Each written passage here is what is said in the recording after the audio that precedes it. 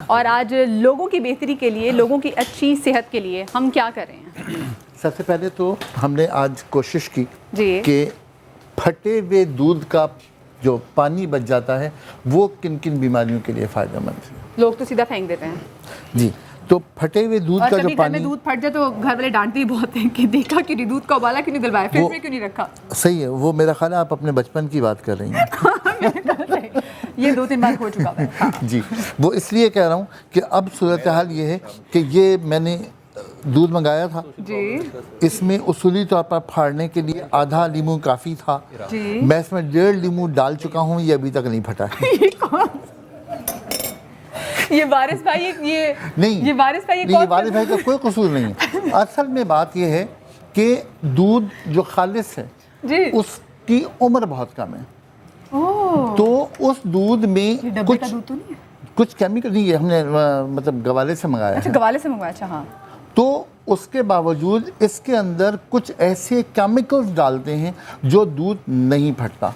देखें और ये मैं आपसे गवाले ने फिर कुछ काम कर दिया हमारे साथ। तो जो उसमें जो केमिकल डालते हैं दैट इज़ फॉर्मलिन।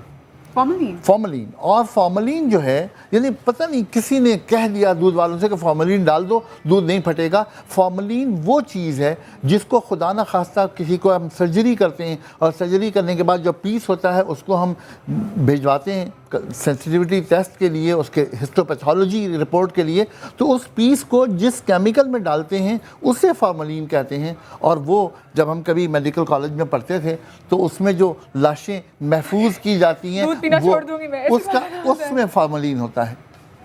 तो आप यकीन कीजिए कि बाज़ औक़ात दुख होता है कि हम वही जन्नत और दोज़ख की बात कर रहे हैं और अपने अमाल की बात कर रहे हैं, ये हम लोगों को क्या खिला रहे हैं, क्या पिला रहे हैं। मुझे लग रहा है बस अगर हम जन्नत तक पहुंच गए तो वहाँ जो दूध की नहरें बहनी वहीं दूध से ही देखेंगे। यहाँ तो मुझे उम्मीद नहीं है कोई। हाँ नहीं, उम्मीद ना मुझे उम्मीद हो गई हूँ मैं इस मुझे बात मुझे है। अच्छा। हाँ, घर में बकरी पाल लीजिए। इससे आप तो मुझे डॉक्टर खुरम याद करा दिए। एक कॉलर साथ है। अस्सलाम वालेकुम जी। उनकी बकरी है, वो हर चीज में बकरी का दूध डाल देते हैं इसलिए। अस्सलाम वालेकुम जी। वालेकुम अस्सलाम जी कौन सा आप बात कर रहे हैं? रियाज खान बोल रहा हूँ, मॉडल कॉलोनी कराची से। जी रियाज साहब, साथ में वो भी पोस्ट लेने से बता दिया करें कि कौन सा वक्त है, क्या चलें, डिटेल्स जी। नेक्स्ट कैसे आप प्रोग्राम ठीक में हैं? बता देंगे। अल्लाह का शुक्र है। कैसे आप ठीक हैं? अल्लाह का शुक्र क्या है। पूछना चाहेंगे?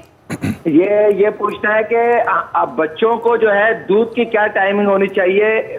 आया ये गाय का दूध ज्यादा अच्छा होता है या भैंस का? सेकेंडली ये कि रात को अक्सर लोग कहते हैं कि दही और लस्सी और दूध नहीं पीना चाहिए, इसमें है। कहाँ तक सदाकत है? अच्छा। और तीसरा ये है कि अपना लस्सी जो है वो कौन सी टाइमिंग में पीनी चाहिए? बस रोजे में नहीं पीनी, बाकी जिस मर्जी टाइम में पीनी आपकी मर्जी। चलिए रियाज साहब, चलिए तो मजाक था, लेकिन thank you. आप शो देखते हैं। थैंक अच्छा, यू, आपको एक्सपर्ट ओपिनियन मिल गई ना। Thank you. आपको माहौली ओपिनियन मिली। अच्छा नहीं। जी मैं समझता हूँ कि मदीहा माशाल्लाह इतने लोगों, इतने एक्सपर्ट्स के साथ बीच में बैठती हैं कि आधे से ज़्यादा इल्म तो आ गया। थैंक्स टू यू आगा साहब। अच्छा आगा साहब, किस टाइम पे वैसे दूध पी सकते हैं? दूध हर वक्त पी सकते हैं। रात को सोते वक्त दूध नहीं पीना चाहिए, इसलिए कि वो फिर मसाइल पैदा करता है। और दही? दही तो रात को नहीं खाना चाहिए, और ख़ास तौर से उन लोगों को जिन लोगों को ज़रा सा भी नज़ला ज़ुकाम की अच्छा, वो माँ बाप जो बच्चों को रात सोने से पहले दूध देते हैं वो सही है, जिस बार नाश्ते के टाइम दूध दें? देखिए, दूध अब कौन सा दूध, अगर आप हाँ, गाय का दूध या भैंस का दूध? गाय का दूध, गाय का दूध। गाय के दूध के बारे में क्योंकि नबी करीम सल्लल्लाहु अलैहि वसल्लम की वो मौजूद है, रिवायत मौजूद है, लिहाजा उससे तो बेहतर कोई हो नहीं सकता। गाय का दूध, रियाज साहब आई एम श्योर। और लस्सी का टाइम? लस्सी का टाइम दिन में कोई भी वक्त, और ख़ास तौर से गर्मी का वक्त वो बहुत ज़्यादा अच्छा है, क्योंकि आजकल रमज़ानों में हम लोग सहरी और इफ्तार में ही ले सकते हैं, तो फिर हम लोग कोशिश करते हैं कि इफ्तार में ले लें, या नहीं तो सहरी में भी ले लें तो ज़्यादा अच्छा है। ऐसा जो रात को गर्म दूध पी के नींद के लिए अच्छा होता था तो नहीं होना चाहिए? जी सर, होना चाहिए, लेकिन असल में दो चीज़ें आपसे करूं कि अब बहुत सारे उसूल, बहुत सारे ज़ाब्ते केमिकल्स ने बदल दिए हैं। ओह, हमारे जो हार्मोनल चेंजेस हैं हमारी खुराक की वजह से। कॉलर साथ हैं। अस्सलाम वालेकुम जी। वालेकुम अस्सलाम। कौन सा आप बात कर रहे हैं? जी इमरान बात कर रहा हूँ कराची से। जी जी इमरान भाई, क्या पूछना चाहते हैं? मैं ये पूछना चाह रहा था कि ये मैदे में जो अल्सर हो जाता है, जी जी और मेरे वाइफ का मसला ये है कि उनको एक तो अल्सर की तकलीफ है, जी जी। और दूसरा वो सांस की जो नाली, खाने की नाली जो है वो थोड़ी सी सिकुड़ रही है। जो खाने की नाली या सांस की नाली? सांस की नाली है, सांस की मतलब जो नाली। ग़िज़ा खाई जाती है जी जी जी जी वो प्रॉपर तरीके से नहीं उतर पाती, वो मुंह में के अंदर घूमती रहती है लुआब की शक्ल में, जी जी वो हजम नहीं हो पाता। तो मुझे इस हवाले से पूछना था कि कोई ऐसी चीज़ जो मतलब डॉक्टर्स तो कहते हैं ये नाली जब सुगड़ रही तो इसको तो बहुत मुश्किल है सही होना। अच्छा, इन्होंने कहा है कि इनकी बेगम को, आपने बोला कि इनको स्टमक की प्रॉब्लम है, अल्सर की प्रॉब्लम है, अल्सर की प्रॉब्लम है। वो कह रही है कि वो जिनकी खाने की जो नाली है वो सुकड़ रही है दिन ब दिन ना। चलें ठीक है, आप प्लीज़ शो देखते हैं, अभी आपको आगा साहब जवाब दे रहे हैं। आगा साहब देखिए, जो खाने की नाली है जैसे ईसोफेगस, ईसोफेगस के सिकुड़ने का मतलब है कि उसके अंदर मस्कुलर डिस्ट्रॉफी, मैं लफ्ज़ सिर्फ टेक्निकली इस्तेमाल कर रहा हूँ, इनफैक्ट नहीं, ये मसल्स के अंदर सख्ती आनी शुरू हो जाती है, हार्डनेस आनी शुरू हो जाती है। बात यह है कि उसके अंदर इलास्टिक जो फैलने की सलाहियत है वो कम हो जाती है।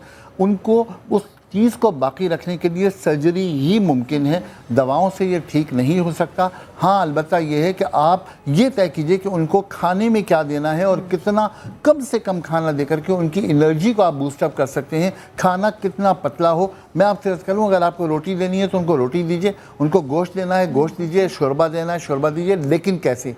एक रोटी लीजिए, वो ब्लेंडर में डाल दीजिए, 2-3 बोटियां डाल दीजिए और बहुत सारा शोरबा डाल दीजिए, वो इतने मज़े का बन जाता है। और उसको आप शेक कर लीजिए, वो बिल्कुल पतला सा बन जाएगा, और उसको सिर्फ चमचे से हल्के हल्के हल्के कर दिए ताकि उनकी ग़िज़ाइयत जो है वो पूरी हो जाए। एक और कॉल। अस्सलाम वालेकुम जी।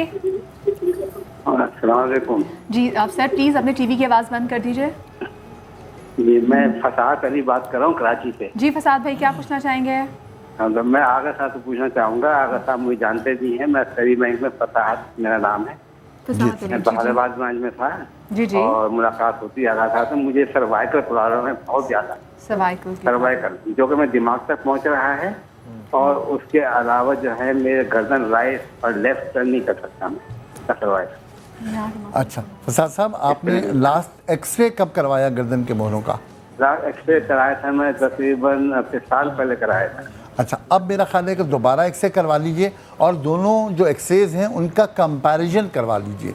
कहीं ऐसा ना हो कि आपका 5वां, 6ठा और 7वां गर्दन का मोहरा CS स्पाइन में 5, 6, 7 जो है, कहीं पर वो किसी मस्कुलर स्पैज़म की वजह से या अपनी किसी बनावट की वजह से ख़राब हो रहे हों। उससे आपको चक्कर भी आ सकते हैं, सर में दर्द भी हो सकता है और बहुत सारे मसाइल बढ़ सकते हैं, और सेरेब्रो स्पाइनल फ्लूइड की सप्लाई मुतासर हो सकती है। ज़्यादा बेहतर है कि पहले आप वो करवाइए एक्सरे, फिर आप आइए, इंशाल्लाह मैं इसको मैनेज कर लूँगा। थैंक यू फसाद साहब की कॉल के लिए। अच्छा, अभी हम क्या बना रहे हैं? ये जनाब अली बहुत मशहूर सा दही है, कौन सा? इजिप्शियन दही, इजिप्शियन कर्ड, जी मुझे पता नहीं। Egyptian curd. वो अब मैंने किया ये कि दही जो है उसको मैंने मलमल के कपड़े में डालकर थोड़ी देर इंतज़ार कर लिया। ओके। इसका जो पानी था ये निकल गया।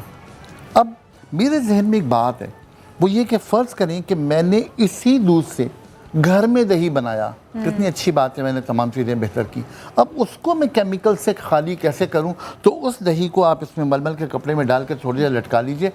पानी में जो जितने भी उसके अंदर केमिकल एडिशंस हैं वो सारे के सारे पानी में निकल जाएंगे। आपके पास जो क्रीम होगी वो बिल्कुल ठीक होगी। अच्छा, इसे ग्रीक योगर्ट भी कैसे बनाया जाता है? ग्रीक योगर्ट, यस, ओके, ठीक है ठीक है। तो ग्रीक योगर्ट बन गई। अब इसी को आप ज़्यादा गाढ़ा कर लीजिए, बजाय आधे घंटे के इसको 3 घंटे रख लीजिए, तो ये पनीर बन जाएगी। वाह वाह वाह। वैसे मुझे लग रही है, सब आपको देख के लग रहा है आप हल्के से कुछ ऐड करना चाह रहे हैं।